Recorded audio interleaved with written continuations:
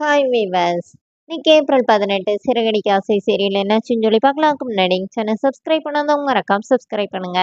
இன்னைக்கு என்ன அப்படின்னு சொல்லி பார்த்தீங்கன்னா, இங்க வந்து முத்து வந்து அண்ணாமலை கிட்ட வந்து காசு கேட்க வரும்போது, விஜயா வந்து இந்த மாதிரி பத்திரத்தை வச்சு தான் கேட்குறாங்க அப்படின்னு சொன்னோடனே, இப்போ மனோஜ் ஆமாம்மா பத்திரத்த வச்சுலாம் சும்மா சும்மா கடன் வாங்கக்கூடாதுன்னோனே, அப்புறம் இவள் பூ கட்டுறவளுக்கு வாங்கி குடுத்துட்டு நான் என்ன தெருவுல போய் நிக்கவா? ஏற்கனவே ஒருத்தி வந்து கோடீஸ்வரின்னு சொல்லிட்டு, அவ நிலைமை இப்படி வந்து நிக்குது. இனி இது வேறையா? அப்படிங்கிற மாரி விஜயா பேசுறாங்க.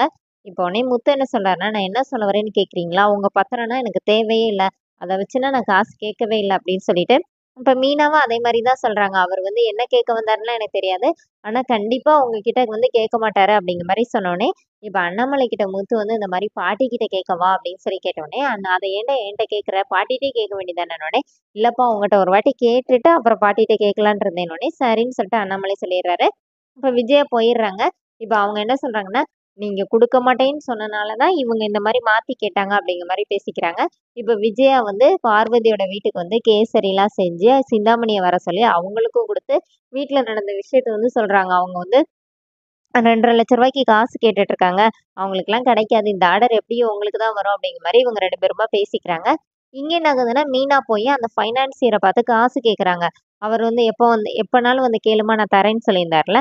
அதனால அந்த நம்பிக்கையில போய் கேட்கறாங்க. ஆனா அவரு வந்து இந்த மாரி நீ டெபாசிட்ன்னு கேட்கறனால என்னால தர முடியாதும்மா அப்படிங்கிற மாரி சொல்லிடுறாரு. கண்டிப்பா ஆர்டர் அப்படின்னா அந்த காசு திருப்பி வரும். நான் தருவேன். டெபாசிட் கட்டிட்டு உன் வேலையில ஏதோ திருப்தி இல்லன்னா காசு திரும்ப தரமாட்டாங்க. அப்ப என் காசுல மாட்டிக்கும் தரமாட்டேன் அப்படின்னு சொல்லி அனுப்பி விட்டுறாரு. மீனா அப்படியே கவலையா வெளியில வராங்க. அப்போ அவர் கூட இருக்கிறவர் வந்து கேட்குறாரு, "நீங்க அந்த பொண்ணுக்கு காசு குடுப்பீங்கன்னு நெனச்சேன். அந்த பொண்ணு ரொம்ப நம்பிக்கையா வந்துச்சுன்னோனே, எனக்கு இந்த காசு பெருசுல. ஆனா அந்த பொண்ணு மோதுறது சிந்தாமணி கூட. எதுனாச்சும் பிரச்சனை ஆயிருச்சுன்னா என்ன பண்றது?